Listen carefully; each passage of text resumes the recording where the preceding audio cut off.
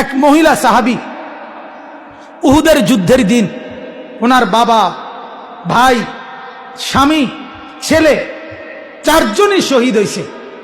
মহিলা বারবার এক কথাই জিজ্ঞাসা করছে, মা বালু মুহাম্মদ, বলো না, ছেলের কথা পরে বলো, বাবার কথা বাদ দাও, স্বামীর কথা বাদ দাও, ভাইয়ের কথা বাদ দাও, বলো আমার নবীর কি খবর।